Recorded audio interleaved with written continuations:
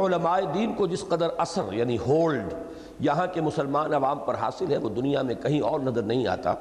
اور راسخ العقیدہ اسلام یعنی آرتھوڈاکس اسلام جتنی مضبوط جڑیں یہاں رکھتا ہے اور کہیں نہیں رکھتا، حتیٰ کہ جزیرہ نماء عرب بھی جہاں اس صدی کے وسط تک محمد ابن عبد الوہاب رحمۃ اللہ علیہ کی تجدیدی مساعی کے گہرے اثرات قائم رہے ہیں، اب اس معاملے میں بہت پیچھے رہ گیا ہے۔ اس کی وجہ بھی بادنا تأمل سمجھ میں آ جاتی ہے، اور وہ یہ کہ امام الہند حضرت شاہ ولی اللہ دہلوی رحمۃ اللہ علیہ ایسی جامع شخصیت گزشتہ 300 سالوں کے دوران میں پورے عالم اسلام میں پیدا نہیں ہوئی، اور انہوں نے مسلمانوں کی توجہ علم دین کے اصل سرچشموں یعنی قرآن اور حدیث کی جانب منعطف کرانے کے ساتھ ساتھ فکر اسلامی کی تدوین نو،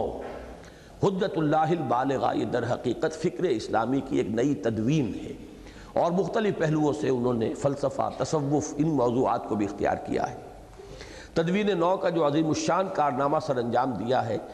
اسی کا نتیجہ ہے کہ یہاں دین اور رجال دین کی ساکھ از سر نو مضبوط ہو گئی۔ اب آگے چل رہے ہیں، اس ضمن میں یہ حقیقت بھی پیش نظر رکھنی چاہیے کہ علماء دین کی مساعی میں اصل زور، ایمفیسس، دور حاضر میں اسلام کی نشأت ثانیہ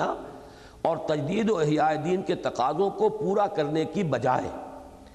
دین کے نظام عقائد و اعمال کی حفاظت و مدافعت ہی پر ہے۔ علماء کا رول جو ہے وہ احیائی جد و جہد کا حصہ نہیں ہے، اس میں حفاظت، دین کی حفاظت، اعتقادات کی حفاظت،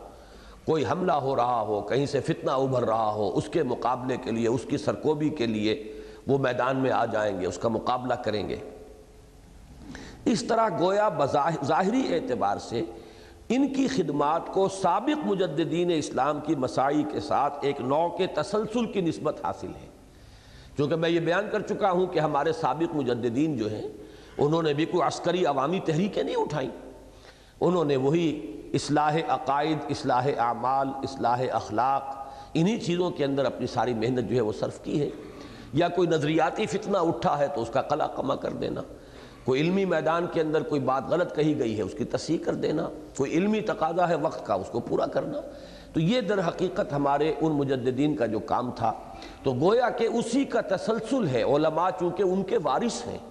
انہی کے ساتھ منسلک ہیں، لہذا ان کا کام بھی انہی کے کام کی ایک تسلسل ہے اس میں۔